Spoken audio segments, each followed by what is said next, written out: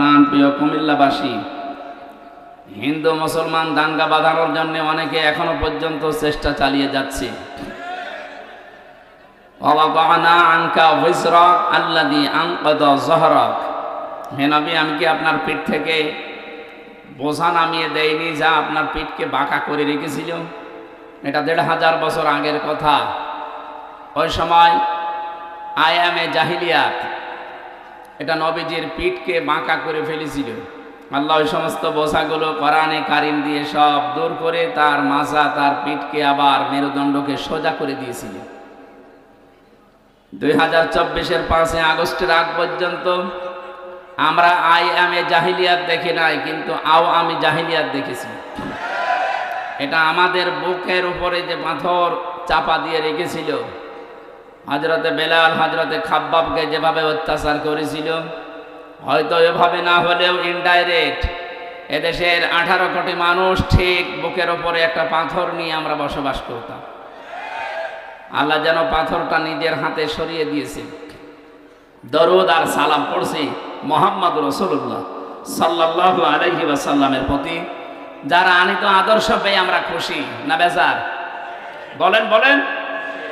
এই জামানায় যদি হযরতে মুসা আলাইহিস সালাম আসতেন, হযরতে ঈসা নবী পর্যন্ত আসতেন, আর তারা যদি আমাদের নবী মুহাম্মদ রাসূলুল্লাহকে না মানতেন, বিশ্ব নবী জানিয়ে গেছেন, আমি নবুয়ত পাওয়ার পর থেকে কিয়ামত পর্যন্ত যদি মুসা নবী, ঈসা নবীও আসে আর আমার আদর্শ বাদ দিয়ে নতুন কিছু মেনে চলে, নবী হওয়ার পরও তারা জাহান্নামী। আপনি এই কথার ওজন টের পাচ্ছেন?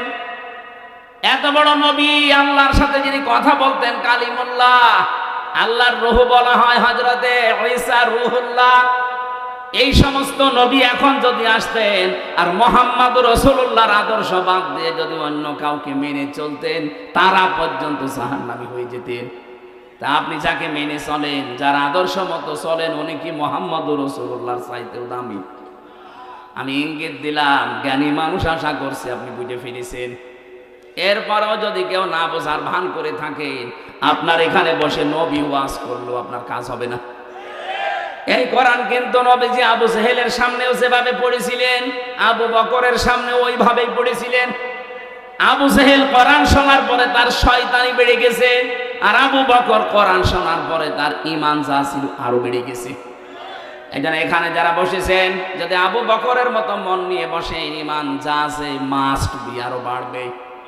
যাদাতুহুম ঈমানা, তাদের ঈমান বাড়তেই থাকবে। কিন্তু আবু জেহেলের মতো মন নিয়ে যদি বসে, আমি আমির হামজা না, কাবার ইমাম আব্দুর রহমান সুদাইসি ওয়াজ করলেও আপনার ঈমান বাড়বে না, আপনার শয়তানি বাড়বে। আশা করছি আপনি আবু জেহেলের মতো মন নিয়ে না, আবু বকরের মতো মন নিয়ে বসবেন। এক কথা বলেন না কেন? আমার আজকের আলোচনার বিষয় যে জাহান্নামের আয়াত পড়লাম, এমনি পড়ি নাই। পৃথিবীতে যে সেই ধরনের অপরাধ করবে, আল্লাহ পাক তাকে ওই জাহান্নামের দরজা দিয়ে প্রবেশ করাবে। আমি বহুবার এই কুমিল্লাতে এসেছি, বিশেষ করে 3টা বছর তো জালেমের জেলখানায় ছিলাম। এর আগে যতবার এসেছি বহু জায়গায় বলেছিলাম যে জাহান্নাম নিয়ে আমাদের এই দেশে, বিশেষ করে বাংলাদেশ আর ভারত, এই 2টা দেশে একটা ভ্রান্ত তথ্য দেওয়া আছে। আমরা মনে করি জাহান্নাম 7টা আর জান্নাত 8টা। না, জাহান্নামের স্তর বা জান্নাতের স্তর 7টা 8টা হতে পারে, কিন্তু জান্নাত আর জাহান্নাম একটাই। আমি এটা বানিয়ে বলছি না। সূরা নাহাল না হিজর, সূরা হিজরের ভেতরে আছে 14 নম্বর পারার 3 নম্বর পৃষ্ঠা 7 নম্বর লাইনে 43-44 নম্বর আয়াত। আল্লাহ পাক বলেন, লাহা সাবাতু আবওয়াব লিকুল্লি বাবিম মিনহুম জুজউম মাকসুম। এই জাহান্নামের দরজা 7টা। যে যেই ধরনের অপরাধ করবে, আল্লাহ তাকে দিয়ে সেই দরজা দিয়ে প্রবেশ করিয়ে শাস্তি দেবে।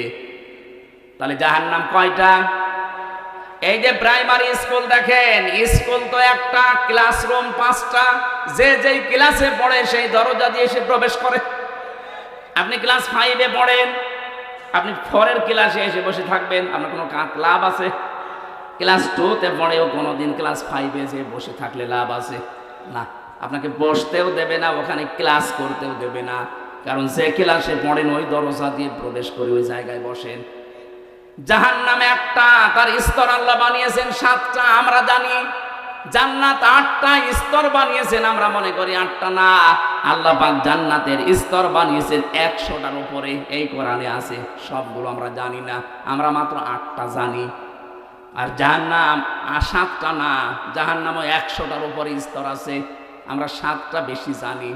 যে যেই ধরনের অপরাধ করবে আল্লাহ পাক বলেন তাকে ওই দরজা দিয়ে প্রবেশ করি আমি আল্লাহ শাস্তি দেব। কারণ জাহান্নামে এটা একটা ফাঁদ।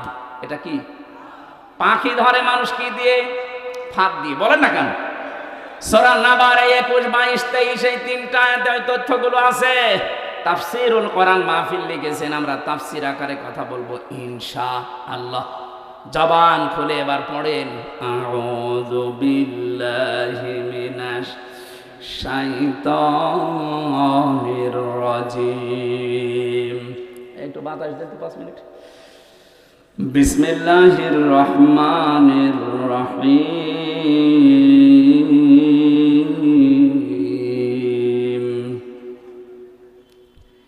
ইন্না জাহান্নামা কানাত মিরসাদা লিত্তাগিনা মাআবা লাবিসিনা ফিহা আহকাবা। সাদাকাল্লাহুল আযীম। সূরা নাবা। নাবা মানে এই আপনারা ঘুমাচ্ছে, এটা ক্লাস চলছে, 1 ঘন্টার ক্লাস চলছে। ছাত্রের মতো জবাব দেবেন। 1 টু ছেলে মেয়েরা যেখানে জবাব দেয় কি করে? জি বলে এভাবে বলবেন। যদি বলতে না পারেন যে ক্লাসে আছেন আপনাকে কিন্তু নামিয়ে দেওয়া হবে। এক ছেলে যে কাঁদছিল বাবার কাছে, আব্বা কি হয়েছে? রেজাল্ট দিয়েছে। রেজাল্ট দিয়েছে, কাঁদিস কেন? ফেল করেছিস? কথা বলছে না। যেই থাপ্পড় দিয়েছে বলছে, আব্বা ফেল করলে তো একটা কথা ছিল, ছিলাম 5-এ নামিয়ে দিয়েছি 3-তে। কি ছাত্র দেখে, আর পরীক্ষা কি দিয়া দিয়েছে। ফেল করলে তো অন্তত ক্লাসে থাকতে পারতাম। এমন পরীক্ষা দিয়েছি স্যাররা রাগ করে আমার 2-3 নামিয়ে দিয়েছে। এখনো 5 উঠতে আমার আবার 3 বছর লাগবে। এখানে যারা ক্লাস করছে আজকে জবাব দেবেন একেবারে 5-এর মতো, যেন অন্তত 6-এ ওঠা যায়। এই কথা বলে না কেন? হ্যাঁ, এইভাবে জবাব দেবেন। আজকের আলোচনাটা গুরুত্বপূর্ণ এই জন্যে, পৃথিবীতে আমরা যে যেই ধরনের কাজে আছি, অপরাধে আছি, আমলে আছি, এইটা দিয়ে আল্লাহ জাহান্নামের ওই দরজা প্রস্তুত করে রাখবে। কারণ এটা একটা ফাঁদ আমাদেরকে ধরার জন্য আল্লাহ বানিয়েছেন। আমরা এখন নিজেরাই চিন্তা করবো যে আমাদের জীবনের দিকে একটু তাকাই, আসলে আমি কোন দরজা দিয়ে প্রবেশ করার মতো উপযুক্ত হলাম। যদি হয়ে থাকি তাহলে এই মুহূর্তে রাস্তা বাদ দিয়ে জান্নাতের 100টা স্তর আছে, যে কোনো একটা রাস্তায় আমি দৌড়াবো। কথা বলেন না কেন? আশা করছি আপনি বুঝবেন যদি স্থির থাকেন। আল্লাহ বলেন অবশ্যই জাহান্নাম কানাত মিরসাদা, এটা একটা ফাঁদ, এটা আমি বানিয়েছি। কেন এ ফাঁদ বানালাম? কাদের জন্য? লিত্তাগিনা মাআবা। 1 নম্বরে যারা দুনিয়ায় সীমা লঙ্ঘন করে, 2 নম্বরে এই পৃথিবীর ময়দানে লাবিসিনা ফিহা আহকাবা। 1ম নাম্বার কারণটা আমরা শেষ করি আগে। সীমা লঙ্ঘন দুনিয়া যারা করবে তাদের স্থায়ী এবং কোনোদিন তারা এখান থেকে আর বের হবে না, এইটাই তাদের জায়গা। তাহলে 1ম নম্বরে জাহান্নামে, এই যে একটা নাম, এটা যে দরজাগুলোর নাম বলছি, জাহান্নাম একটা, লাজা একটা, হতমা একটা, হাবিয়া একটা, সাঈর একটা, সাকার একটা, এরকম 7টা দরজা, মেন দরজা আছে। আর ছোটখাটো দরজা 100টার উপরে। এর প্রথমটায় ভয়ঙ্কর একটা নাম, জাহান্নাম। নাম কি? বলেন বলেন। একটা দরজার নাম মনে করেন এটা ক্লাস 5-এর দরজা, এখান দিয়ে আল্লাহ প্রবেশ করাবেন। 1ম নম্বরেই তাদেরকে প্রবেশ করাচ্ছে দুনিয়াতে যারা সীমা লঙ্ঘন করেছেন। সীমা লঙ্ঘন কি? সেই দুনিয়া তৈরির পর থেকে আল্লাহ এটা আমাদেরকে আগে জানিয়েছেন, আমাদের আদি পিতা আদমের মাধ্যমে। হযরতে আদম আলাইহিস সালাম জান্নাতের ভেতরে বেশ আরামে ছিলেন, কিন্তু তার মনের ভেতরে একটা অজানা অশান্তি ঘুরপাক খাচ্ছিল। রব্বুল আলামিন এটা টের পেয়ে তার ঘুমন্ত অবস্থায় বাম পাঁজরের একটা হাড় বের করে একটা সুন্দর মহিলাকে আল্লাহ বানিয়ে রাখলেন, নাম দিলেন হাওয়া। হযরতে হাওয়া এত সুন্দরী ছিল, যেহেতু আল্লাহ নিজে হাতে করে তাকে বানিয়েছেন। আল্লাহ পাক বলেন, লাকাদ খালাকনাল ইনসানা ফি আহসানি তাকওয়িম। মানুষের এই চেহারাকে আমি আল্লাহ এত সুন্দর করে বানিয়েছি। তাফসিরে আয়াতের তাফসির পড়তে গিয়ে দেখলাম, পৃথিবীর জমিনে যত নারী আল্লাহ পাঠিয়েছেন, 4 জন নারীকে আল্লাহ সবচাইতে সুন্দর বানিয়েছিলেন। তার 1 নম্বরে হযরতে হাওয়া, 2 নম্বরে ওই যে সুলাইখা, 3 নম্বরে ইব্রাহিম নবীর প্রথম স্ত্রী হযরতে সারা, 4 নম্বরে নবীজির ছোট মেয়ে হযরতে ফাতেমাতুজ জহরা রাদিয়াল্লাহু তাআলা আনহা। এত সুন্দর করে আল্লাহ তাদেরকে বানিয়েছিলেন, কিয়ামত পর্যন্ত এত সুন্দরী মানুষ আর দুনিয়ায় আসবে না। আমরা ঐশ্বরিয়াকে দেখে অনেক অজ্ঞান হয়ে যায়। হযরতে আদমের স্ত্রী হাওয়া আলাইহিস সালাম, আমাদের আদি মাতা, তাকে দেখলে আপনি না খেয়ে থাকতেন। এজন্য আমাদের আদি পিতা হযরতে আদম ঘুম ভাঙার পরেই তাকে দেখলেন, তাকালেন, ধরতে গেলেন। এটা বিপরীত লিঙ্গের প্রতি একটা আকর্ষণ। এক কথা বলছেন, বিপরীত লিঙ্গের প্রতি এটা কি? আরো জোরে বলেন। এটা তৈরি করে দিয়েছে কে? যুয়িনা লিন-নাসি হুব্বুশ শাহাওয়াতি মিনান নিসা। মানুষের কাছে আকর্ষণীয় করে দিয়েছি 9টা জিনিস। তার 1 নম্বরে স্ত্রী, মেয়ে লোক। এই আকর্ষণকে আজ বিকর্ষণে পরিণত করে আজ বাংলাদেশে সমকামিতা আরম্ভ করতে যাচ্ছে, যে মেয়ে লোকে বিয়ে করবে। এটা আজকেও কুষ্টিয়া একজন করেছে, পত্রিকায় পেলাম, আজকেও কুষ্টিয়া একজন করেছে, মহিলা বিয়ে করবে। তারা জিদ ধরেছে, বিয়ে যদি না দেন 2 জনে আত্মহত্যা করব। কোথায় নেমে গেছে এদের রুচি? কয়েকদিন পরে দেখবেন পুরুষে আন্দোলন করবে যে আমরাও বিয়ে করব। আল্লাহর পুরা সৃষ্টিকে এরা পাল্টে ফেলতে চায়। আল্লাহ পাক বলেন, আদম আলাইহিস সালামের বিপরীত লিঙ্গের প্রতি আমি আল্লাহ একটা আকর্ষণ তৈরি করে দিলাম। এইটাই আমার ফাইনাল চূড়ান্ত সিদ্ধান্ত। কিয়ামত পর্যন্ত বিপরীত লিঙ্গের প্রতি একটা আকর্ষণ আপনার থাকবে। যাদের এই আকর্ষণটা বিকর্ষণে পরিণত হয়ে বিপরীত লিঙ্গের দিকে যেতে চাই না, সমলিঙ্গের দিকে যেতে চান, আপনি বুঝবেন আপনি আর মানুষ নেই, আপনি জানোয়ার। পৃথিবীর জানোয়ারও এত নিচে নামে না। এক কথা বলেন না কেন? সুতরাং সমকামিতা যারা প্রমোট করছেন, আজ বাংলাদেশে মানবাধিকারের অফিস বানানোর নাম করে সমকামিতার অফিস বানাতে ঢাকায় আন্দোলন চলছে। সে যে দেশ হোক না কেন, আপনাদের দেশে আপনারা চালান। এই দেশে 96% মুসলমান। আল্লাহর এই নিষিদ্ধ কাজ একজন জীবিত থাকতে আমরা হতে দেব না। এক কথা বলেন, এই নিষিদ্ধ কাজ জারি হয়ে গেলে আল্লাহর গজব পড়বে। লূত আলাইহিস সালামের জামানায় যেমন গজব দিয়ে আল্লাহ জর্ডানে ওই সাগরকে ডেড সি বানিয়ে দিয়েছেন, মৃত সাগর। এই শুধু এই পুরুষে জেনা করার কারণে। ওইটা যদি বাংলাদেশে চালু হয়, এ দেশকে আল্লাহ এ শুধু কক্সবাজারের এই সমুদ্রের পানিকে শুধু 20 হাত লম্বা করে বলবে, যা একটু ঘোরন দিয়াই, পুরা বাংলাদেশ পানির নিচে যেতে কয়েক মিনিটে। এরকম ডেড সি বানাতে আল্লাহর কি 10 বছর লাগবে? বলেন। এই জন্য আমরা সাবধান। অনেকে বলছে জেদা করছে করুক গা, আপনি বেঁচে থাকেন না, হবে না। 2 তলা নৌকা চলছে, উপর তলায় আমরা আছি বড় বড় হুজুর নিয়ে, নিচ তলায় আছে ইনারা। বারবার উপর তলায় পানি নিয়ে আসতে যায়। আমরা যদি বলি ঝামেলা করেন কেন, নিচে পানি নেই, ওরা বলেছে ঠিক আছে, তোমার উপরে আর ডিস্টার্বে আসবো না। নিচে তক্তা একটা খুলে নিয়েছে, ওপরে আমরা যদি এই দৃশ্য দেখে বলি ঠিক আছে, যে যা করছে করুক গা, লা ইলাহা ইল্লাল্লাহ। ওরা যেমন নিজেরা ডুববে, আমাদেরকেও ডুবাবে। এখন এই পানি থেকে যদি বাঁচতে চান, এই কাজ যারা করছে, তক্তা যারা খুলে ফেলছেন, অবশ্যই উপরে যারা আমরা আছি, লা ইলাহা ইল্লাল্লাহ এখন বাদ দিয়ে তাড়াতাড়ি করে ওদের নিষেধ করা লাগবে। যদি নিষেধ শুনতে না চায়, পিটানো লাগবে। পিটিয়েও কাজ না হলে বেঁধে রাখা লাগবে। বেঁধে রেখেও কাজ না হলে মেরে ফেলা লাগবে। কথা বলছেন না, কারণ আমাদের তো বাঁচা লাগবে নাকি? আপনি সমকামিতা আরম্ভ করে শুধু নিজেরা মরবেন না, আল্লাহ রাগ করে যদি গজব দেয় আমরাও মরবো। এই কারণে আমার বাঁচতে হবে আগে। আপনি এই কাজ করতে পারবেন না।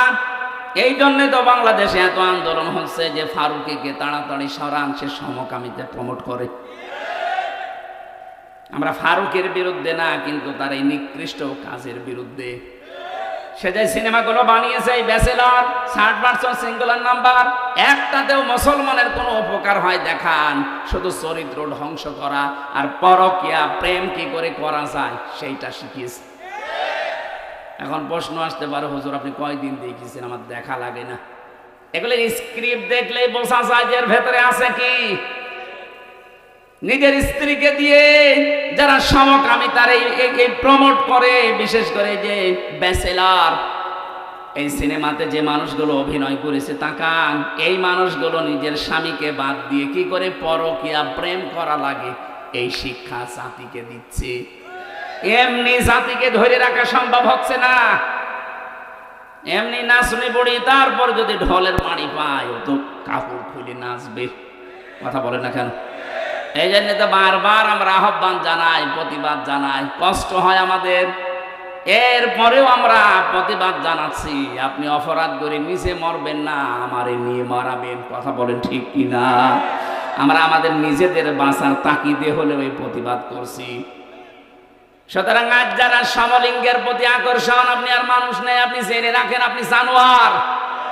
বলেন, কোন জানোয়ার মারা গেলে জানাজা হয়, কবরে দেওয়া হয়? আপনি জানোয়ার মারা গেলে আপনারও জানাজা নাই, কবর নেই। মুসলমানদের কবরে আপনার জায়গা নেই। হয় আপনাকে আমরা পড়িয়ে ফেলবো, নাই নদীতে ভাসিয়ে দেব। জানি যাদের কপালে হেদায়েত নেই, এত কড়া কথা বলার পর এ শালাদের কাজ হবে না। এই মিডিয়া, এই শালাদের বললাম, এটা বাদ দিয়ে দিন। এটা বলার মতো মুখ দিয়ে চলে এসেছে, দেখবেন এটাই কালকে দেখবে যে এই শব্দ হুজুর বলেছে, এখন কি করবেন করে। হযরত আদম আলাইহিস সালাম যখন ধরতে গেছেন, আল্লাহ বলে তাকানো যাবে না, ধরাও যাবে না। হযরত আদম আলাইহিস সালাম বলেছিলেন, আল্লাহ তাকানো যাবে, ধরা যাবে, কোন বুদ্ধি আছে ওইটা বলেন। আল্লাহ পাক বলেন, বুদ্ধি একটা আছে, বিয়ে করা লাগবে। হযরত আদম বলছে, আল্লাহ আমি আগে রাজি। আগে রাজি মানে বাংলাদেশে বহু আদমের সন্তান আমরা আছি। এই যুবক মানুষ নামাজের ফরজ কয়টা? 13টা বলতে পারে না, কিন্তু বিয়ে করা ফরজ এটা জানে। এটা জানে না। আল্লাহ রাব্বুল আলামিন বলেন, বিয়ে করতে রাজি হও, দেন মোহর কই? দেন মোহর নেই। দেন মোহর নেইতে বিয়ে করার শখ আসে থেকে। তার মানে এই আয়াত থেকে বোঝা যায় বিয়ে করার আগে আপনার দেন মোহর জোগাড় করা লাগবে। যদিও বাংলাদেশে এখন সিস্টেম নেই, বাকিতে লিখে রাখেন, পরে সময় পেলে দেব। বাকিতে লিখে রাখেন, পরে সময় পেলে দেব, পরে সময় পেলে বিয়ে করবেন। কথা বলেন না কেন? এখানে হাজারো আল্লাহর ওলি বসে আছে, এখনো পর্যন্ত দেন মোহর দেয়নি। জনম বাকি, পুরা ফাঁকি। মাহফিলের সভাপতি ইঞ্জিনিয়ার সাহেব, কত আপনার দেন মোহর? কত? 1.5 লাখ। আপনি সে আমার বাবার বয়সী, এরপরও 1.5 লাখ, আর আমি আমার 50,000। না, 1.5 লাখ অনেক বেশি করে ফেলেছে। আলহামদুলিল্লাহ দিয়েছে। হ্যাঁ ঠিক আছে, জমি জায়গা লিখে দিয়ে লিখেছে। অথচ এখানে দেন মোহর বাকি আছে। আমি চেহারা দেখলে টের পাচ্ছি। হাত তোলেন তো কাদের বাকি আছে দেখি। একবার মুসলমানই দিয়ে দেখি দেন মোহর দিতে পারো না। কুমিল্লার বদনাম হয়ে যাবে না? কে এবার এসেলাম বিয়ে দেবে? দেন মোহর বাকি আছে যাদের, না হাসি ঠাট্টার জন্য না, দেওয়া লাগবে। ওয়াতো হন না, উজুর হন না, ফারিদা। এটা নামাজ পড়ার মতো ফরজ। কি কথা বললেন না? আর একটা নিয়ম বাংলাদেশ থেকে দূর করা লাগবে। আজ যারা 150, 200, 250 বরযাত্রী নিয়ে মেয়ের বাড়িতে খেতে যান, এটা ছোট লোকি কারবার, জায়েজ নেই এটা। আপনি অলিমা করবেন, নিজের বিয়ের অলিমা নিজে করবেন, মেয়ের পক্ষের আরো 50, 100, 200 জন, আর আপনার নিজের আত্মীয় আরো 200, 500 লোক নিজের বাড়িতে খাওয়াবেন। কিসের বরযাত্রী যাচ্ছে? বাবার যেটা কুসন্তান, ওইটা বরযাত্রী যায়। আপনি কি কুসন্তান? আজকে নিয়ত করেন জীবন আর কারো বরযাত্রী যাবেন। বিয়ে হয় হোক না হয় না হোক, বিয়ে করলে দরকার হয় বাবাকে বলবেন যে আমি অনুষ্ঠান করবো আমার বাড়িতে, মেয়ের বাড়ির আরো 50 জন নিয়ে এসে খাওয়াবেন। 18-20 বছর 22 বছর এত কষ্ট করে এই মেয়েটা মানুষ করে আপনাকে দিচ্ছে, ওই মেয়েটার কোনো লাভ ওর মেয়ের মা আর বাবা পায় না, সব লাভ আপনার। এই কথা বলছেন এখানে। আপনার সন্তান তার ধারণ করা লাগে, আপনার বংশ বৃদ্ধি করা লাগে, খেদমত করা লাগে, সারা জীবন আপনার বাড়ি থাকা লাগে। অথচ মেয়েটা মানুষ করে দিলেও তার কি লাভ আছে? কোনো লাভ নেই। খালি 18-20 বছর 22 বছর ওর পেছনে বিনা কারণে শ্রম দিয়েছে আর খরচ করেছে। আমি বারবার এটা বলছি কারণ আমার 3টা মেয়ে, কোনো ছেলে নেই। আমার তো বাঁচা লাগবে না না ভাই, এটা মাসলা, আপনি মেনে নেন, অন্তত আমাকেও বাঁচান। আমার ছেলে 3টা হলে আমি মাসলা বলতাম না, মনে হয় না। এই নিয়ম বাংলাদেশে যেহেতু আছে, কুমিল্লা ছেলে আছে কিনা জানি না, বজ্রাতে যান, এটা পাল্টাবেন। মেয়ের বাড়ি থেকে আরো 100-150 মানুষ নিয়ে আসবেন, নিজের পক্ষ থেকে আরো 150-300 মানুষ খাওয়াবেন নিজের বাবার টাকা খরচ করে। কিসের বজ্রাতে যাচ্ছেন আপনি? হযরত আদম বলেছিলেন, আল্লাহ আমার অর্থ নেই, আমি দেনমোহর দেব দিকরে। আল্লাহ তাকে শিখিয়েছিলেন, আমার নবী মুহাম্মদ রাসূলুল্লাহর উপরে 10 বার দরুদ শরীফ পড়ো। বিয়েটা হয়ে গেল, জিবরাইল নিজে কাজী হয়ে বিয়ে পড়িয়েছেন। বিয়ে শেষ করার পরে এবার আমি এই শব্দটা বলার জন্য আসলাম। আল্লাহ রাব্বুল আলামিন ডাক দিলেন আদমকে, অকুলনা ইয়া আদম উসকুন আনতা ওয়া যাওজুকাল জান্নাতা ওয়াকুলা মিনহা রাগাদান হাইসু শি'তুমা।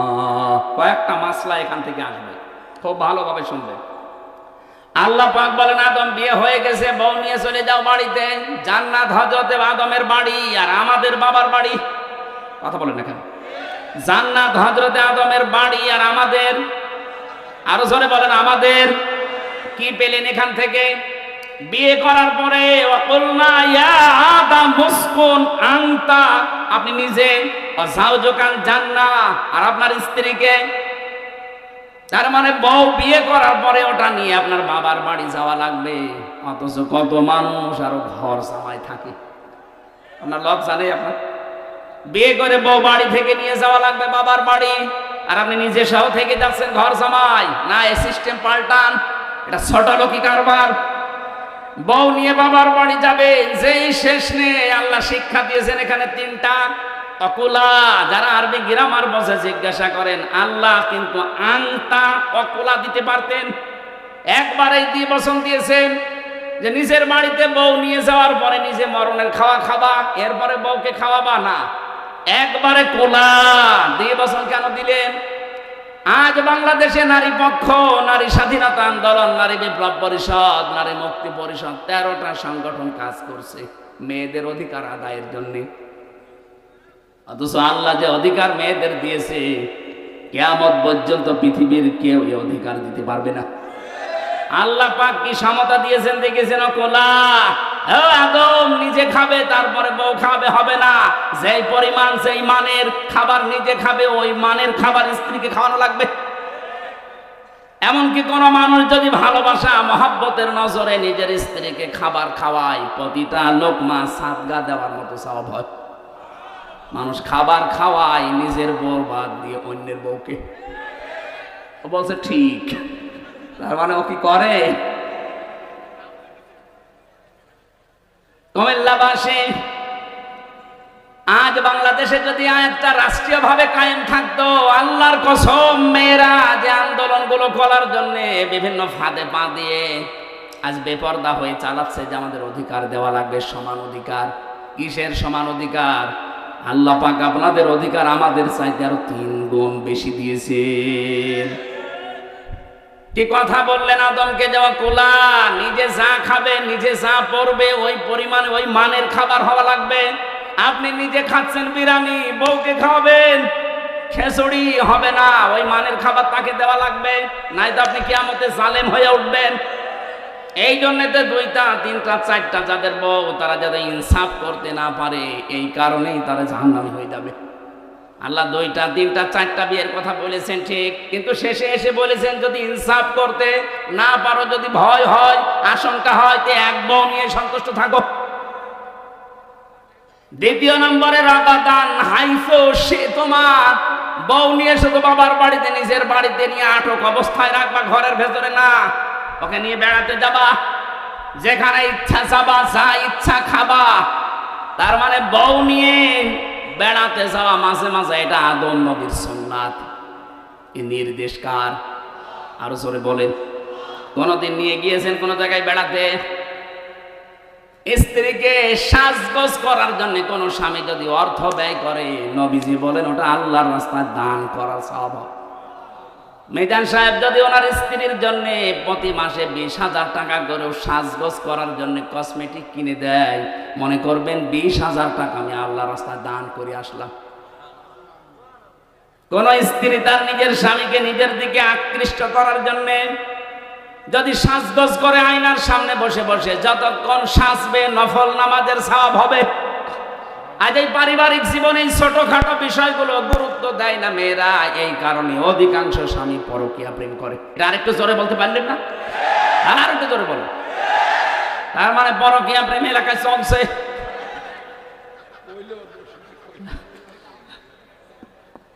না, সম্মানিত মা বোন, আমি দেখলাম হাজারো মেয়েরা আপনার এই ছোটখাটো একটু ব্যবহারের কারণে হাজারো স্বামী আজ অন্য জায়গায় লাইন করতে বাধ্য হচ্ছে। অথচ নেককার মহিলার যে গুণাগুণ, তার প্রথম নাম্বারে গুণ হবে ইদা নাজারা ইলাইহা সাররাতুহু। স্বামী যখন আপনার দিকে তাকাবে, যেভাবেই হোক স্বামীকে আপনি আনন্দ দেবেন। সাজগোজ করে হোক, কথাবার্তা দিয়ে হোক, ব্যবহার আচার দিয়ে হোক, দরকার হয় কাঁতো কুতো দেবেন, কি অসুবিধা কি? তাকে আনন্দ দেওয়া লাগবে। সে যেন বাইরে থেকে এসে তার ক্লান্ত শরীর অর্ধেক অন্তত ভালো হয়ে যায়। হযরতে খাদিজাতুল কুবরার জন্য আল্লাহ জান্নাতে একটা আলাদা ঘর বানাবেন, যে ঘরের ভেতরে কোনো নয়েজ নেই, কোনো আওয়াজ নেই, কোলাহল মুক্ত। কেন? কারণ নবীজি বাইরে থেকে যখনই আসতেন, ঘরে প্রবেশ করার পর একটা শান্ত, স্বচ্ছ, নির্মল, একটা নিরাপদ জায়গা তার জন্য হযরতে খাদিজা ব্যবস্থা করে রেখেছিলেন। আল্লাহ এত খুশি হয়েছেন স্বামীর প্রতি আচরণে, খাদিজার জন্য আল্লাহ নিজে একটা ঘর আলাদা বানিয়ে রাখবেন, যেখানে কোনো আওয়াজ থাকবে না। আর স্বামীর জন্য নিজের ঘরটাকে যদি নয়েজ মুক্ত, আওয়াজ মুক্ত রাখতে পারেন, টেনশন মুক্ত, ওই ঘরটার জন্য জান্নাতে আপনার একটা ঘর আল্লাহ আলাদা বানিয়ে দেবেন। 2 নম্বরে কাজ হচ্ছে ইদা গাবা আনহা হাফিজাতুহু। স্বামী যখন বাইরে যাবে, নেককার স্ত্রীর গুণাবলী এইটা, সে তার নিজের ইজ্জত, তার সম্ভ্রম, স্বামীর সম্পদ, স্বামীর সন্তান, এগুলো সে হেফাজত করে রাখবে।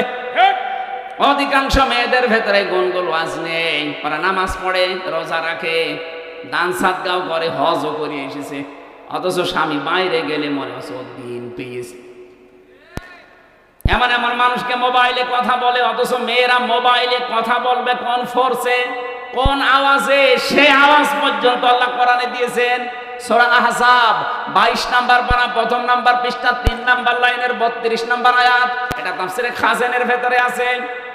আল্লাহ পাক বলেন, ইয়া নিসান নাবিয়্যি লাস্তুন্না কা আহাদিম মিনান নিসাই ইনিত্তাকাইতুন্না ফালা তাখদা'না বিল কওলি ফায়াতমা'আল্লাযী ফী কলবিহি মারাদুন ওয়া কুলনা কাওলাম মা'রুফা।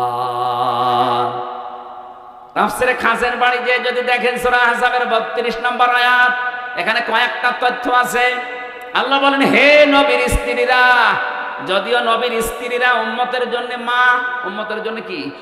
মায়ের প্রতি কেউ যত খারাপ ছেলে হোক, খারাপ ধারণা করে, বলেন বলেন, অথচ আল্লাহ সেই মায়ের নাম দিয়ে বললেন, হে নবীর স্ত্রীরা, যদি কারোর সাথে কথা বলতে হয় পর্দার আড়াল থেকে, হেজাবের বাইরে থেকে, এখন আর পর্দার আড়ালে হেজাবের বাইরে না, এখন হচ্ছে মোবাইল, ফোন, ফ্যাক্স, এই কথা বলে রাখেন। যদি আপনি মোবাইলে কারোর সাথে কথা বলতে চান, কথা বলবেন সত্য কথা, মিথ্যা কথা বলা যাবে না। অথচ আজ মোবাইলটা হয়ে গেছে মিথ্যা কথা বলার যন্ত্র। আছে কুমিল্লায়, বলসামি, ঢাকায় আছে নাকি এরকম নেই? আল্লাহ বলেন, মেয়েরা যদি কথাও বলো কারোর সাথে, কথা বলবা সত্য, মিথ্যা কথা বলবা না, কিন্তু ভাষা হবে রুক্ষ। এমন গরম মেজাজে কথা বলবা, ওই পারে যে আছে ও যেন মনে করে আল্লাহ মেয়ে না, আজরাইল। কথা বলে না কেন? এখানে শুধু 14 জন পুরুষ মানুষের নাম আছে। এই 14 জন পুরুষ বাদ দিয়ে দুনিয়ার যে কেউ মহিলাদের সেটে যদি কল আসে, ওই 14 জনের ভেতরে আপনার আপন বাবা, ওই যে ধর্ম বাবা পাতিয়েছে, ওই বাবা বাদ দেন। আপন বাবা, আপন ছেলে, আপন ভাই, বোনের ছেলে, আপন বোনের ছেলে, আপন বোনের মেয়ে, না আপন বোনের ছেলে, আপন ভাইয়ের ছেলে, এরকম 14 জনের তালিকা আছে তাফসিরে সূরা নিসার 21 নম্বর আয়াত। এই 14 জন বাদ দিয়ে যদি কাবার ইমাম আব্দুর রহমান সুদাইসিও কল দেন, আপনি কথা বলবেন সঠিক সত্য, কিন্তু ভাষা হবে রুক্ষ সূক্ষ্ম। এমন গরমে কথা বলবেন, মানুষের ভেতরে যদি শয়তান ধোকাও কিছু দেয়, ও যেন শয়তান আগে পালিয়ে যায়। আর যদি শাবনূরের কণ্ঠে দিয়ে মোলায়েম গলায় কথা বলতে আরম্ভ করেন, 1 দিন 2 দিন 5 দিন 2-3 মাস পরে দেখবেন আপনাকে নিয়ে আল্লাহর রাস্তায় চলে গেছে। আল্লাহ পাক বলেন, আদম সন্তান, তোমার এই স্ত্রীকে নিয়ে ঘুরতে যাবা, যেখানে ইচ্ছা যাবা, যা ইচ্ছা খাবা, কিন্তু সাবধান, ওয়ালা তাকরাবা হাদিহিস শাজারাতা ফাতাকুনা মিনাজ জালিমিন। ওই গাছটার নিকটে যাবা না। এই গাছ আমরা অনেকেই মনে করি এটা গন্ধম গাছ। কি গাছ? না, শুধু গন্ধম গাছ হলে আল্লাহ কোরআনে আয়াত নাযিল করে আমাদের দিতেন না। আল্লাহ বলেন, ওই গাছটার নিকটে মানাটা নিষিদ্ধ জায়গা আমি আল্লাহর জন্য। এরকম নিষিদ্ধ জায়গা এই পৃথিবীতে কোরআনে কারীম 500 জায়গার নাম দিয়েছে। এরকম 500টা আল্লাহর নিষিদ্ধ বর্ডার আছে। এগুলো যেন সীমা লঙ্ঘন করবা না, যদি করো জালেম হয়ে যাবা। হযরত আদম আলাইহিস সালাম যে জায়গায় গিয়েছিলেন, ওই জায়গায় যাওয়া তার জন্য নিষিদ্ধ ছিল। এই নিষেধ করেছিলেন কে? আরো জোরে বলেন।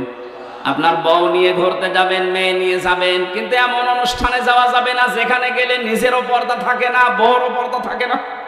এরকম বিয়ে অনুষ্ঠান দেশে নেই। এক কথা বলুন। শিশু মেলা যাবেন না যেখানে শিশু নেই, শুধু শিশুর খালারা আর মামারা। এরকম শিশু মেলা নেই দেশে। ওখানে গেলে অ্যাক্সিডেন্ট হবে। এই জন্য ওয়ালা তাকরাবা হাদিহিস শাজারা, ওইটা একটা গাছ। আদম নবীকে দিয়ে আল্লাহ এটা জানিয়েছেন, আমার বর্ডার দুনিয়াতে এরকম পুরা কোরআনে আল্লাহ 500 বর্ডার দিয়েছেন। সুতরাং বর্ডার যারা ক্রস করে, সীমা লঙ্ঘন যারা করে, তাদের জন্য যে দরজা, ওটার নাম জাহান্নাম। নাম কি? আরো জোরে বলেন। 2 নাম্বারটা বড় কঠিন জায়গা। আল্লাহ বলেন, জাহান্নামে গেলে মা বা ওদের আশ্রয়স্থল হবে ওইটা। লাবিসিনা ফিহা হাকাবা, ওই মানুষগুলো চিরস্থায়ী ভাবে থাকবে ওখানে।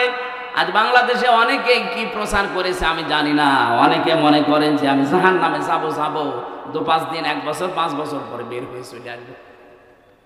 কি আর শাস্তি হবে, যা হয় হোক। বের হওয়ার সময় তো আবার হাউজে কাউসার থেকে গোসল করে আবার আগের হামজা হয়ে যাব। আপনি কি এটা দুনিয়ার জেলখানা পেয়েছেন নাকি? আমি 3 বছর আগে 64 কেজি হয়ে ঢুকেছিলাম। 3 বছর পরে আমার 10 কেজি ওজন কমে গেছে। তা তো ভালোই ছিলাম। আর জাহান্নামের ভেতরে আল্লাহ বর্ণনা দিয়েছেন, কাল্লা ইন্নাহা লাযা নাযাআতাল লিশাওয়া। কখনোই না, তাদেরকে আমি লাজা দিয়ে প্রবেশ করাবো। এটা আবার আরেকটা দরজার নাম। এই লাজা যাদেরকে দেব, সঙ্গে সঙ্গে প্রবেশ করলে চামড়া আগেই খসে যাবে। কি ভয়ঙ্কর জায়গা দেখেছেন? এই দরজা দিয়ে প্রবেশ করতে দেরি, চামড়া খসতে দেরি হবে না। জাহান্নামে লাজা নামে যে দরজা আল্লাহ বানিয়েছেন, এই লাজায় আল্লাহ তাদেরকে প্রবেশ করাবেন। এখানে শাস্তি হচ্ছে ঢুকলে আগে চামড়া খসে যায়। আমার তো 3 বছরে 10 কেজি কমে গেছে। আমি বের হওয়ার সময় 54 কেজি ছিলাম, প্রবেশ করার সময় 64 কেজি ছিলাম। 3 বছরে আমার খাওয়া দাওয়া দেওয়ার পরও 10 কেজি কমে গেছে। আর জাহান্নামে লাজায় দেওয়ার সঙ্গে সঙ্গে মানুষের চামড়া আগে খসে যাবে। আল্লাহ পাক বলেন, এখানে ডাকবে কাদেরকে জানো? কারা এই দরজা দিয়ে প্রবেশ করবে? তাদউ মান আদবারা ওয়া তাওয়াল্লা ওয়া জামাআ ফাআওয়া। পৃথিবীর ময়দানে যাদেরকে সত্যের দিকে আহ্বান করা হয়, কিন্তু তারা উল্টো মুখ ফিরিয়ে চলে যায়। আর বাংলাদেশে এই প্রকার মানুষ বেশি। সত্যের দিকে আহ্বান করা হচ্ছে আল্লাহর কোরআন দিয়ে, নবীর হাদিস দিয়ে। আমি তো মন মতো কথা বলছি না, সবই দলিল দিয়ে বলছি। এগুলো শোনার পরেও যারা এবার টান করে মুখ ফিরিয়ে চলে যায়, হ্যাঁ বাদ দে। এই কথা যারা বলে মানুষগুলো জান্নাতে যাওয়া ওই রকম অসম্ভব, সোসের ছিদ্র দিয়ে উঠ যাওয়া যেরকম অসম্ভব। আমাদের আচরণ চরিত্র যেন এরকম আবার না হয়ে যায়। না বলছে বলুক, ওরকম বললেই থাকে না। আমি আর কি মারার জন্য বলছি না। তাদের ডাক দেওয়া হবে তাদেরকে, মান আদবারা ওয়া তাওয়াল্লা, যে ব্যক্তি মুখ ফিরিয়ে নেয় আর উল্টো দিকে চলে যায়। আজ বাংলাদেশে এই অভ্যাসটা আমাদের অধিকাংশের হয়ে গেছে। নাই তো যত কোরআনের কথা এদেশে বলা হচ্ছে, এদেশ তো জান্নাত হয়ে যাওয়ার কথা। বিশ্বের কয়েকটা দেশ আমি কিছুদিন আগে তো ঘুরে আসলাম। এই যে সিঙ্গাপুরে, মালয়েশিয়াতে এত কড়াকড়ি। সিঙ্গাপুরে কথা বলতে গেলে আমাদের দেশের মতো ওখানে 14 জায়গায় অনুমতি নেওয়া লাগবে। আমি এক জায়গায় কথা বলেছিলাম, অনুমতি নেওয়া ছিল না। এই জন্য যারা আয়োজন করেছিল ওরাও বিপদে পড়ে গিয়েছিল আমাদের দেশের মতো। ওই দেশে কোরআনের কথা এত ওপেনলি না, সব ঘরের ভেতরে, অডিটোরিয়ামের ভেতরে, মসজিদে, এরকম জায়গা বিশেষ আছে। আর আমাদের দেশে এত উন্মুক্ত থাকার পরেও আমরা দেখতে পাচ্ছি সত্যের দিকে আলেমরা হাত পা ধরতে বাকি আছে। এত দরদ মাখা কণ্ঠ নিয়ে আপনাদের বাঁচাতে চাই, জাতির লোকেরা দেখি না অ্যাবাউট টান করে উল্টা দিকে চলে যাচ্ছে। আপনি কিন্তু জাহান্নামী লাসা, এই দরজা দিয়ে যাওয়ার উপযুক্ত হয়ে গেছেন। দ্বিতীয় নম্বর আচরণ দেখেন তো, জামা ফাওয়া, যারা দুনিয়ায় মাল সম্পদ খালি জমা করে আর শুধু সংরক্ষণের জন্য বিভিন্ন কায়দা কৌশল পথ অবলম্বন করে, এইটাও বাংলাদেশে বেশি। দিনের পরে দিন শুধু সম্পদ জমা করতে আছে। আর কি করে এটা সংরক্ষণ করা যায়, কি করবেন আপনি এটা দিয়ে? এখান থেকে 200 বছর পরে যদি আপনি আবার ফিরে আসেন এই কুমিল্লায়, এই জমজম হোটেলেও যদি আপনি ঢুকতে চান, আল্লাহর কসম 200 বছর পর আসলে এই জমজমে আপনাকে ঢুকতে দেবে না। আপনার ছেলের 3 পুরুষের পরে তারা ঠিক এইটা বসবাস করবে। 3 পুরুষের 150 বছর পার হয়ে যাবে, 200 বছরের মাথায় আপনি আসবেন। আপনার ছবিও যদি টাঙানো থাকে, ওই 3 নাম্বার পুরুষ যেটা, সে বলবে না কে আপনি, কিসের মিজান? আপনি যদি থাকতে চান তাহলে মসজিদে গিয়ে থাকেন গা। এই কথা বলে না কেন? আল্লাহ রাব্বুল আলামিন এটা আমাদেরকে 1500 বছর আগে জানিয়েছেন।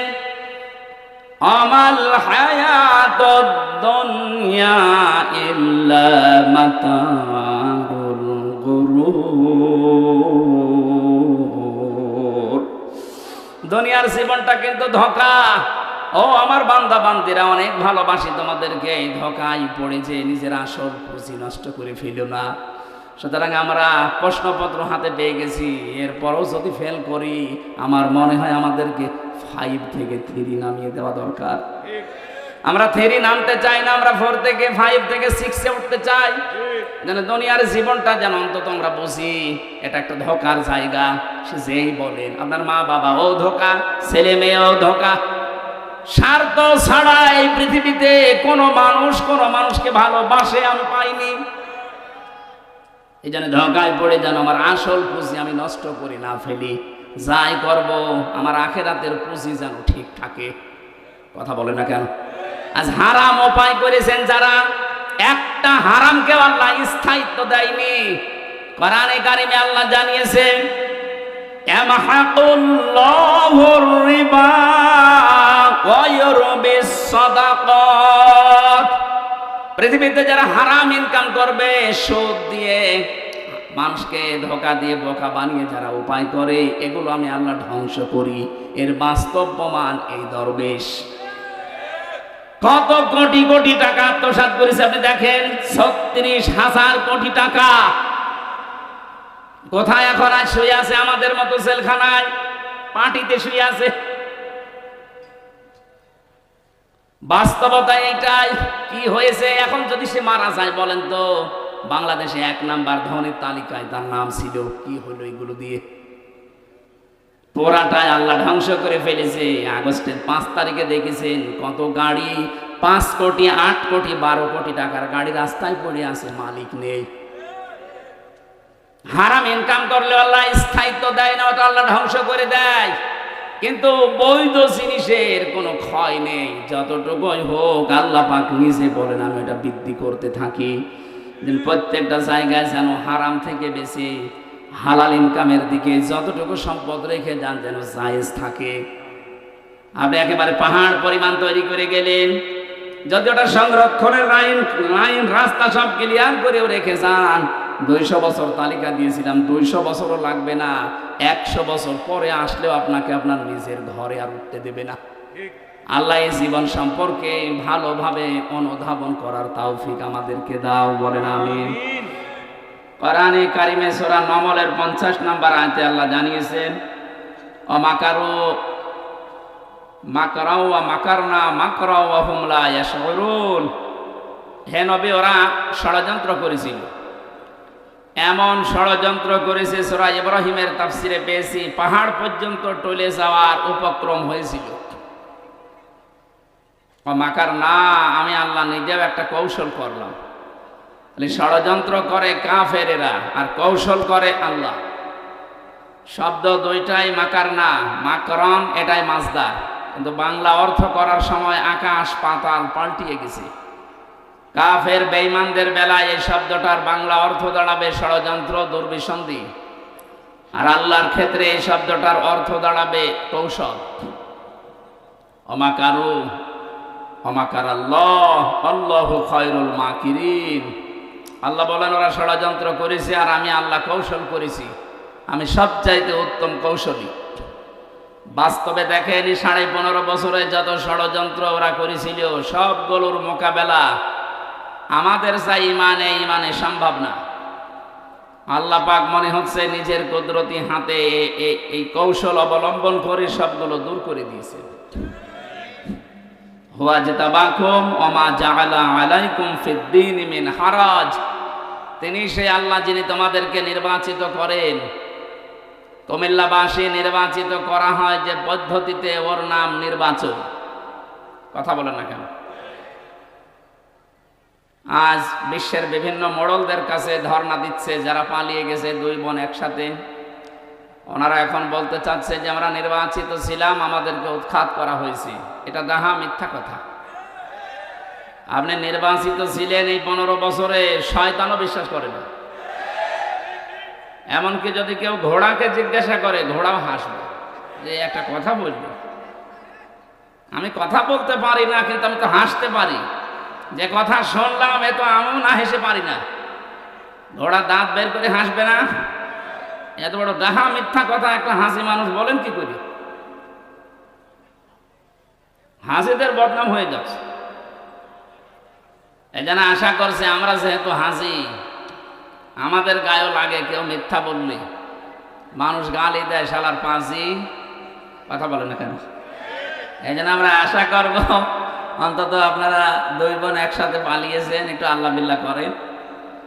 কথা বলে না কেন? মিথ্যা কথা, মিথ্যা তথ্য মানুষকে দিয়ে আর বিভ্রান্ত করবেন না পৃথিবীর মানুষকে। সারা দুনিয়া জানে যে 15.5 বছরে কোনো নির্বাচন হয়নি। এই মিথ্যা কথা মানুষকে বলে কি আপনি লাভ করতে পারবেন?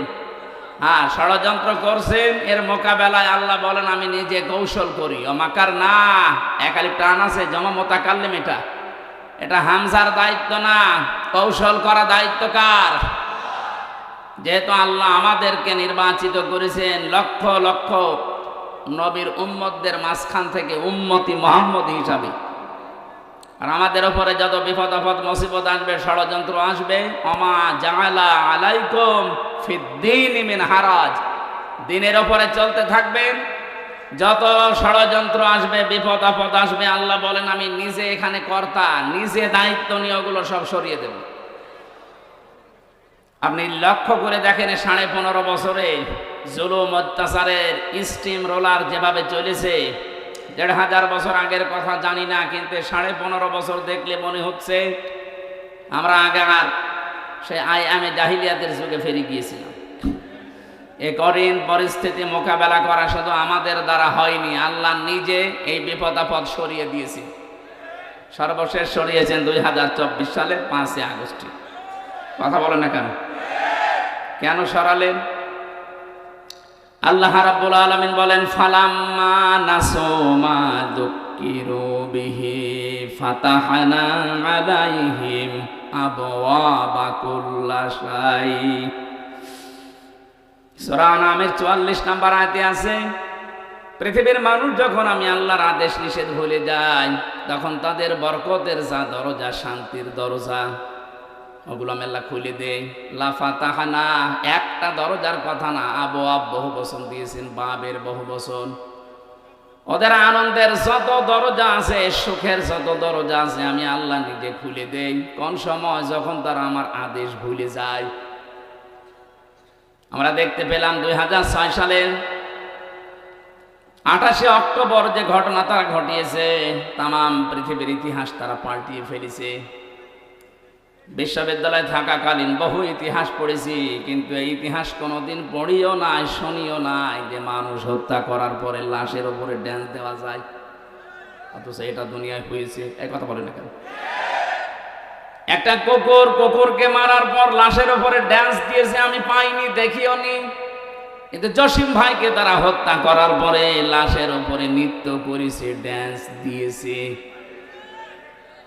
দৃশ্যের পরে মনে মনে করলাম, না, এই এরা কি গো, এই ছেলে, ইয়ার কি মারতে আসো এখানে?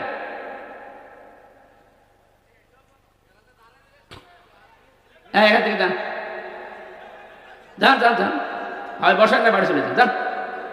নিজেও শোনে না, মানুষকে শুনতে।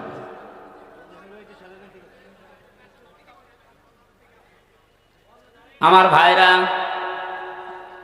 6 সালের পরে 7 সালে ডিসেম্বর মাসে সিরাজগঞ্জ থেকে একবার অনুষ্ঠান করে বাড়ি যাচ্ছিলাম। তখন বাসে আসতাম, বাসের পেছনে, ড্রাইভারের পেছনে বসে আছি, গাড়ি যাচ্ছে। হঠাৎ দেখলাম রাস্তার মাঝে একটা কুকুর মরে পড়ে আছে।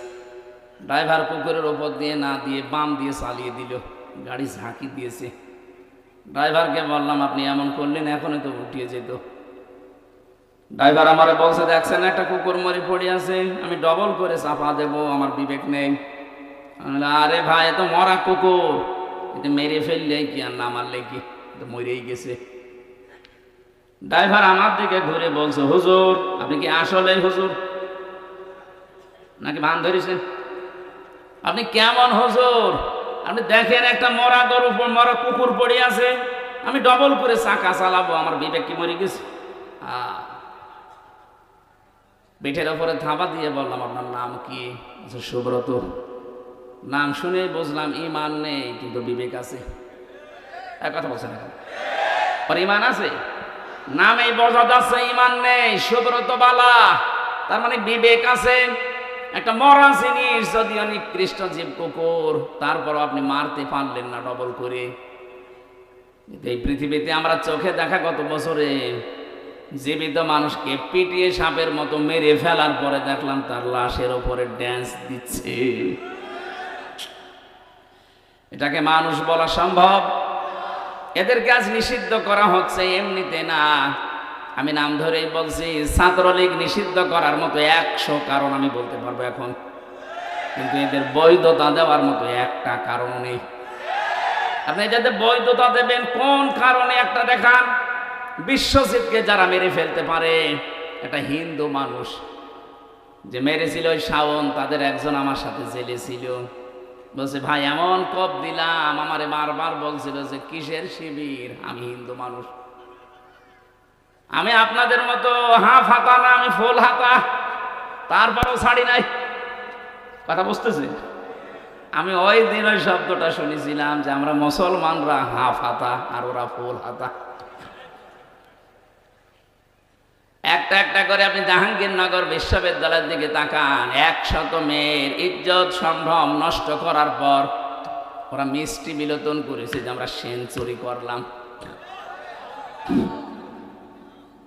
100টা কারণ আমার এই মোবাইলে আছে যে 100টা কারণে ওদের নিষিদ্ধ করা যায়, কিন্তু বৈধতা দেওয়ার জন্য আমি একটাও পাইনি। আপনি তো বলেন তো যে এই কারণে বৈধতা দেওয়া যায়, বলেন তো কি করেছে? এত যা করেছে সবে অবৈধ কাজ। আমার যেটা শিক্ষা দেওয়ার বিষয় ছিল, একটা মানুষ 6 সালের ঘটনা, যিনি ঘটিয়েছেন, যার নেতৃত্বে সারা দেশ থেকে লোক এই বইটা নিয়ে মানুষ গিয়েছে, হুকুমের আসামি হিসাবে তো তার নাম থাকা দরকার। কারণ আমরা এই কুমিল্লা থেকে তো আর ঢাকায় যেতে চাইনি, আপনার কথা মতোই আমি গেছি। মনে করলাম 6 সালের পরে আল্লাহ মনে হয় সব উল্টিয়ে দেবে, না 2 বছর পরে দেখি না, আল্লাহ নিজেই পাল্টিয়ে তাদের হাতে ক্ষমতা দিয়ে দিল, সে যেভাবেই হোক। মনে করলাম 5 বছর গেল যাক, ও আল্লাহ 14 সালে 9 সালে দেখি 14 সালে আবার আল্লাহ তাদেরকে দিয়েছে, 18 সালে দেখলাম আল্লাহ তাদেরকে দিয়েছে, 24 সালেও দেখলাম আল্লাহ তাদেরকে দিল। কোরআনের এই আয়াতের দিকে তাকিয়ে মনে করলাম আল্লাহ মনে হয় এই আয়াতে যা বলেছে ঠিক না। ও আল্লাহ কয়দিন পরে দেখি আল্লাহ তার এই আয়াতের বাস্তবতা একেবারে অক্ষরে অক্ষরে দেখিয়েছে। হাত্তা ইদা ফারিহু বিমা উতু, আমি তাদেরকে যে নিয়ামত দিয়েছিলাম, আমার এই দানকৃত ক্ষমতা বলেন, টাকা পয়সা বলেন, পাওয়ার বলেন, প্রভাব প্রতিপত্তি বলেন, যেগুলো নিয়ে তারা শান্তি শান্তি শান্তি অনুভব করত, আমার এই দানকৃত বস্তু নিয়ে যখন তারা আনন্দে আত্মহারা হয়েছিল, ফারিহু বহু বছর আছে, তারা যখন আনন্দে মেতেছিল, আখাযনাহুম বাগতাতান। এখানে যারা আরবি গ্রামার বোঝে জিজ্ঞাসা করেন, আখাযনা এক আলিফ টান আছে, এর ফাইল কর্তা সরাসরি আল্লাহ নিজে, হোম দিয়েছেন। এরপরে আল্লাহ পাক বলেন আমি নিজে তাদেরকে ধরলাম বাগতাতান, আকস্মিক ভাবে। ফাইদা হুম মুবলিসুন, ওরা হতাশ হয়ে গেল, নিরাশ হয়ে গেল। আপনি তাকান আয়াতের দিকে, 1500 বছর আগে নাজিল হওয়া, আমার মনে হচ্ছে 2024 সালের 5 আগস্টে 1:30টার সময় নাজিল হয়েছে। 1:30টার সময় আল্লাহ এমন হঠাৎ করে ধরেছে যে দুপুরে খাবার খাবে তাও সময় পায়নি। এর নাম বাগতাতান, আকস্মিক ভাবে ধরা। এতটুকু আল্লাহ আয়াতটা শেষ করে দেয়নি, পরের শব্দে জানিয়েছেন ফাইদা হুম মুবলিসুন। ও মানুষগুলোর চেহারার দিকে আপনি তাকিয়ে দেখেননি নবী?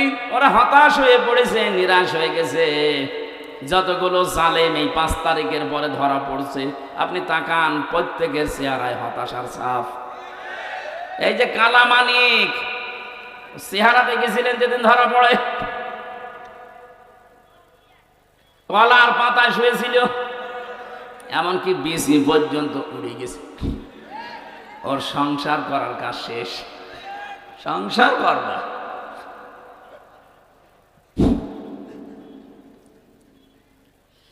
এই আয়াতের পরের শব্দটা আমার কাছে খুব আশ্চর্য মনে হচ্ছে, ফাকুতিআ দাবিরুল কওমিল্লাযীনা যালামু।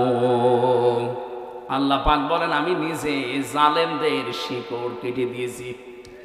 সুতরাং জালেম যারা, তাদের শিকড় কেটে দিয়েছে সরাসরি কে? এই জন্য জালেমদের কথা শুনে উদ্বুদ্ধ হয়ে এখন যদি দেশে কেউ বিশৃঙ্খলা তৈরি করে, নিজের কপালে নিজে আগুন লাগাচ্ছেন। ওদের যদি ক্ষমতায় থাকতো তাহলে পালিয়ে যেত না, যেহেতু ধরেছে সরাসরি আল্লাহ নিজে। ছাত্র জনতা এটা একটা উপলক্ষ।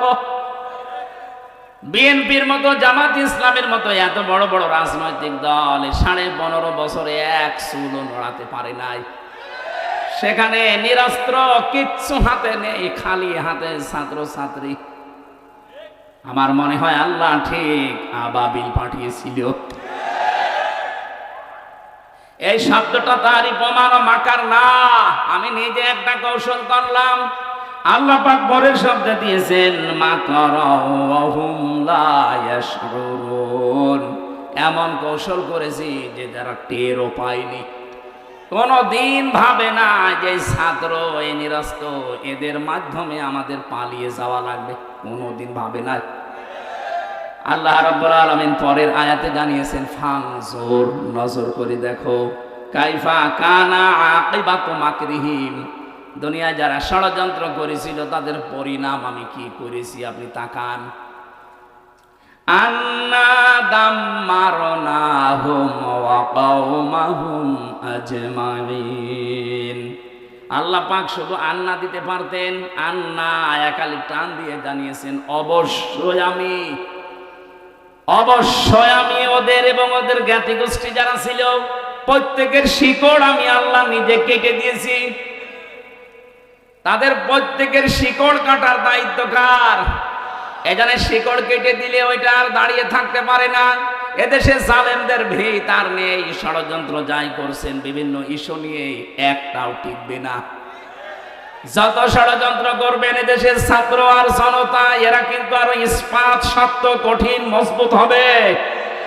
ছোটখাটো যে মনোমালিন্য গুলো আছে আপনাদের এই ছোটখাটো ষড়যন্ত্রের কারণে আরো বেশি মজবুত হয়ে যাবে। শেষে বলবেন আল্লাহ আগেই তো ভালো ছিল। এই জন্য আমার মনে হয় ষড়যন্ত্রের ফাঁদে পা না দেওয়া। ওরা যখন পালিয়ে গেছে আমরা চাই ওরা আল্লাহ বিল্লাহ করে দুনিয়া থেকে মুসলমান হয়ে বিদায় নিয়ে চলে যাক। আর আমরা আহ্বান জানাবো এই দেশ থেকে আমরা যারাই বিদেশে পাঠাই তারা রেমিটেন্স যোদ্ধা, টাকা পয়সা এই দেশে পাঠায়। আপনারা দৈব না 3 মাস হয়ে গেল একটা টাকাও পাঠাননি।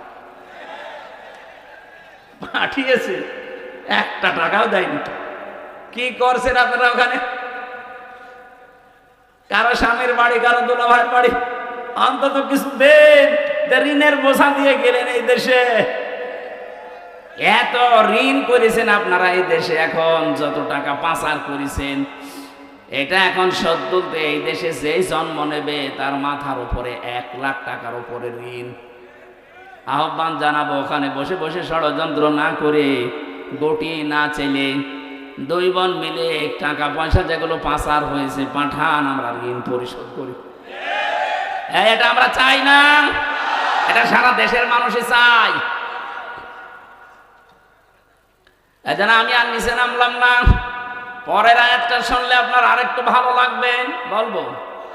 আপনি আবার অন্যদিকে নেবেন না, দেখবেন মেলে কিনা।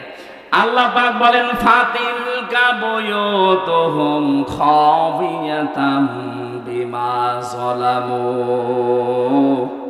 ইন্না ফি যালিকা লাআয়াতান লিকাউমি ইয়ালামুন। আল্লাহ ফা দিয়া আয়াত শুরু করলেন। ফাতিলকা এই সেই ঘর, বাইতুন 1 বছর, বুয়ুত বহু বছর, হোম মানে তাদের। আল্লাহ বলেন এই সেই ঘর। এই যে তাকান, এই সেই ঘর। তিনি যেন আঙ্গুলে ভাবে দিয়ে আমাদেরকে দেখাচ্ছেন, হে নবী আপনি দেখতে পান না? এই সেই ঘর খাবিয়াতান, যেগুলো জনশূন্য করে দিয়েছি, বিমা যালামু, তাদের জুলুমের কারণে। কি জুলুম করেছিল তারা? মাটির নিচে যে আয়না ঘরের কথা বলছিলেন, আমি তো মাত্র 10 দিন ছিলাম, আমি টের পেয়েছি যে মানুষ কত নিকৃষ্ট হতে পারে। ওখানে কত মানুষ 2 বছর, 5 বছর, 8 বছর, 10 বছর, 14 বছর পড়ে আছে, কেউ জানে না। এত বড় বড় নখ হয়ে গেছে, চুল দাড়ি গপ মনে হচ্ছে জঙ্গল থেকে বেরিয়ে আসতেছে। কিছু কিছু মানুষ এই বড় বড় নখ দিয়ে দেওয়ালের সাথে খুশিয়ে খুশিয়ে লিখে রেখেছে যে ভাই যদি বাইরে যেতে পারেন তবে নাম্বারে একটু বলবেন যে আমি বেশি আছি। টের পাচ্ছেন? 10 দিনে আমার জীবন অতিষ্ঠ হয়ে গেছে, আমার মাজা এখনো পর্যন্ত ব্যথা। মুফতি ফখরুল ইসলাম আমার সাথে ছিলেন, উনি বলছিলেন হামজা ভাই আপনার সাথে কি করে জানি না, তবে আমার এই পায়ের ভেতর দিয়ে হাত দিয়েছে এইভাবে, পায়ের ভেতরে হাত দিয়ে সামনে যে লোহার ব্যারিকেড দেওয়া ওর সাথে আটকে হ্যান্ডকাপ দিয়ে লাগিয়ে দিয়েছে। 2 মিনিট 5 মিনিট না, বছরের পরে বছর। 1.5-2 মিনিট সময় দিল টয়লেট করার জন্য। সকালে কয়েকটা পচা ছোলা দিয়েছে তো দেখতাম, দুপুর বেলা দিয়েছে যা খাবার মনে হচ্ছে কেউ মাখিয়ে দিয়েছে। পারলে খান, না বলে রোজা রাখেন। মাঝে মাঝে ভাবতাম আল্লাহ যারা দায়িত্বে এখানে আছে এরা বাইরে যে সংসার করে কি করে? এদের তো মা বাবা স্ত্রী সন্তান আছে, এদের তো বন্ধু বান্ধব আছে, বাইরে যে এরা মিলামিশা করে কি করে? অবশ্যই এরা লাল পানি খায় অথবা ওরা ঘুমের বড়ি খায়। তাছাড়া স্বাভাবিকভাবে জীবন এই দৃশ্য দেখে যাওয়ার পরে ওদের বাইরে যেয়ে সংসার করা সম্ভব না। এত বড় জুলুম যেখানে করেছিলেন, বিভিন্ন নেতাদের বাড়িতে শুনতাম টর্চার সেল আছে, আবরার ফাহাদকে পিটিয়ে মারার মতো জায়গা বানিয়ে রেখেছে। এরকম কঠিন ভয়ঙ্কর দৃশ্যগুলো যারা তৈরি করলেন, আল্লাহ পাক বলেন এই জুলুমের কারণে ওদের বসবাসের ওই ঘর বাড়ি আমি আজ বিরান জনশূন্য উজাড় গৃহ বানিয়ে দিয়েছি। এর বাস্তব প্রমাণ বাংলাদেশ। আপনি আমার কুষ্টিয়ায় চলেন, হানিফের বাড়ি দেখতে, কি জৌলুসপূর্ণ বাড়ি, কি জাঁকজমকপূর্ণ ঘর, অথচ এখন মনে হচ্ছে জাতীয় টয়লেট। শুধু এইটা না, গত পরশুদিন আমি দিনাজপুরে ছিলাম, ওখানকার যিনি এমপি ছিল, মন্ত্রীও ছিল এক সময়, সেই লোকটার বাড়ি আমাকে দেখাতে নিয়ে গেল। কি অবস্থা, আমার মনে আছে 8-9 জন মিলে একসাথে টয়লেট করছে। মনে আছে জাতীয় টয়লেট পেয়েছে, অথচ কয়েকদিন আগে ওখানে মানুষ গিয়ে দুর্বিসন্ধি করতো, ষড়যন্ত্র করতো মানবতার বিরুদ্ধে, ইসলামের বিরুদ্ধে, মুসলমানদের বিরুদ্ধে। আপনি মিলাতে পারছেন না। আল্লাহ যেন দেখিয়ে দিচ্ছে এই সেই ঘর, এই সেই, বলেন আপনি ঢাকার ধানমন্ডি যান, এই সেই ঘর। আজকেও পেপারে দেখলাম 4-5 জন একসাথে বসেছে টয়লেট করতে, প্রসাব করছে, মনে হচ্ছে একবার দল বেঁধে চলে গেছে। আমার বাস্তব জীবনের একটা কাহিনী আমি শিক্ষার জন্য বলি। 2016 সালে গিয়েছিলাম হজে। আমি তাওয়াফ করা শেষ করলাম, তখন বেশ ভালোই লাগছিল। হঠাৎ আমি উপরে গিয়ে যেই দাঁড়িয়েছি, দেখি আমার পেটে মারাত্মক ব্যথা। এক পুলিশকে ডাক দিয়ে বললাম, ভাই এতক্ষণ তো ভালোই ছিলাম, এখন আমার পেটে ব্যথা করছে, খুব যন্ত্রণা। পুলিশ আমার দিকে তাকিয়ে ওর ভাষা দিয়ে বলছে, ইয়া হাজি ওর হজ্জাত আইনা বিলা দোকা। ও হাজি, দেশ কোথায়? জি, তুমি বাংলাদেশ। বাংলাদেশ থেকে এসেছি। আমারে বলছে, আপনি এটা কোন জায়গা জানেন না? না তো। বলছে, এটা আবু জাহেলের বাড়ি, আপনি এখনো পায়খানা না করে দাঁড়িয়ে আছেন, তাড়াতাড়ি করেন। হ্যাঁ, সত্যি পায়খানা করে দেখি আমার পেটের ব্যথা ভালো হয়ে গেছে। আল্লাহ আমাকে জানাতে চেয়েছে, হামজা এত টাকা খরচ করে আসলে 6000 কিলোমিটার দূর থেকে, আর এই শয়তানের বাড়ি পায়খানা না করে চলে যাবা, তাড়াতাড়ি করো। আমার তো মনে হচ্ছে ওই দৃশ্যের পরে বাংলাদেশে বহু জালেমের বাড়ি ঘর আল্লাহ জাতীয় টয়লেট বানিয়ে দেবে। দেশের মানুষের পেটে ব্যথা হবে, বিভিন্ন রকমের মান্যত করবে, ওখানে সে পুরা করবে। এক কথা বলেন না কেন? এখান থেকে আগামী প্রজন্ম যারা যারা যেন শিক্ষা নেয়, এজন্য আগে তিলকার আগে ফা দিয়েছেন, এটা ব্যাখ্যা। আল্লাহ বলেন শুধু এইটাই না, পরবর্তী যারা পৃথিবীতে জালেম হবে, জুলুম করবে, যেখানে বসে ওই জায়গাটা আল্লাহ অভিশপ্ত করে দেবে। এখানে আগামী যারা ক্ষমতায় বসবেন তারা যেন জালেম হয়ে না যান। আমি আশা করছি কথা বোঝাতে পেরেছি। যদি কেউ না বোঝার ভান করেন, এদিকে আসেন, ছড়ি কোদাল দিয়ে বোঝাচ্ছি। এটা আমি আয়াত খেলা করার জন্য পড়ি নাই। আগামীতে যারা চেয়ারে বসবেন তারা যেন জালেম হয়ে না যান, শিক্ষা নেবেন। 5 বছর হয়তো জুলুম করবেন, জনতা কিন্তু জেগে উঠবে। একবার যখন আবু সাঈদের মতো জীবন দিয়া শিখা ফেলেছে, এদেরকে আর দাবানো যাবে না। এক আবু সাঈদের কারণে লক্ষ লক্ষ আবু সাঈদ আজ বাংলার বিভিন্ন জায়গায় দাঁড় হয়ে গেছে। ষড়যন্ত্র যদি না থামে, এরাও কিন্তু জীবন দিতে প্রস্তুত। এই জন্য যে যেই ফাঁদে পা দিয়েছেন থামেন। ইসকনের নাম নিয়ে হোক আর বিভিন্ন নামে আজ যেগুলো চালাচ্ছেন, যেখানে আছেন ওখানেই থামবেন। এটা কিন্তু ইন্ডিয়া না, এটা এখনো বাংলাদেশ। এদের হয়তো আর কিছু নেই, যতটুকু ঈমান আছে ঈমানের সামনে দাঁড়ানোর ক্ষমতা এখনো কারো নেই। কথা বলেন ঠিক কিনা? আমরা আর কিছু না মানি, অন্তত এটা বিশ্বাস করি যে আল্লাহ একজন আছে। এক কথা বলেন না কেন? আমার মনে হয় শুধু আমরা না, এদেশে আমরা যারাই বাস করি অন্য ধর্ম অনুসরণ করতে পারে, কিন্তু উপরওয়ালা একজন আছে, এই কথা তারাও বলে। কথা বলেন। আপনি পিনাকি ভট্টাচার্যের দিকে তাকান, আমার মনে হয় যে ওর 100টা কথা বললে 90টা আল্লাহর নামে বলে।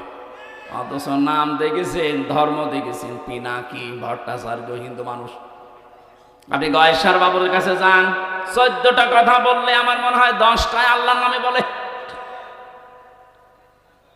সবাই এই পৃথিবীতে যারাই আছে, বিশেষ করে এই বাংলাদেশে, এরা সবাই বিশ্বাস করে আল্লাহ একজন আছে, উপরওয়ালা একজন আছে। কারণ বিপদে পড়লে আমরা দেখি দলমত থাকে না, সবাই তখন ডাকে কাকে। আমি ছোটবেলায় বরিশালে পড়তাম, ওই সময় ব্রিজ ছিল না, নৌকায় যাওয়া লাগতো।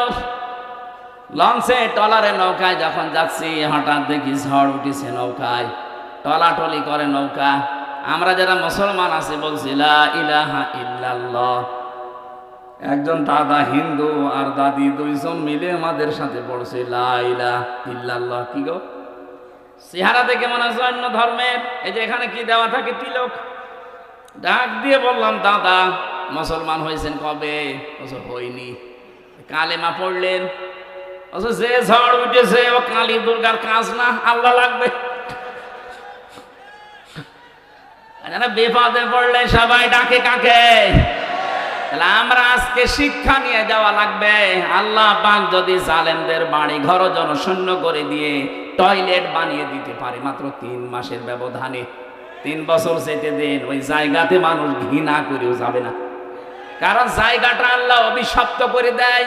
যেখানে বসে জালেমরা জুলুমের দুর্বিসন্ধি করে, ওই জায়গাটা আল্লাহ পৃথিবীর মানুষের কাছে ঘৃণিত, নিন্দিত, অভিশপ্ত করে দেয়। আমরা যারা সামনে কোনোদিন যদি চেয়ারে কেউ যেতে পারি, আমরা আর যাই করি যেন জনগণের সাথে জুলুম না করি। আল্লাহ এটা আমাদের বোঝার মতো তৌফিক দান করো, বলেন আমিন। আমি জেলখানায় যে সমস্ত বইগুলো লিখেছিলাম তার ভেতরে এটা একটা 4-5 দিন আগে এটা পাবলিশড হয়েছে, সৃষ্টি জগৎ নিয়ে লেখা। যারা আছেন নিয়ে যাবেন, যাওয়ার সময় অনেক তথ্য হয়েছে। ওই সময় তো আর আমি রেফারেন্স পাইনি, বাইরে এসে এগুলো রেফারেন্স দিয়ে পাবলিশ করেছি। স্টেজে আছে, যাওয়ার সময় এখান থেকে নিয়েছেন, কাজে লাগবে না। 1 ঘন্টা 20 মিনিট হয়ে গেছে। আমি আজকে আর চালালাম না, শেষ করে দিলাম। আগামীতে কোনো জায়গায় আসলে নির্ধারিত সময় আসবেন, আমরা কথা বলবো। আল্লাহুম্মা আমিন।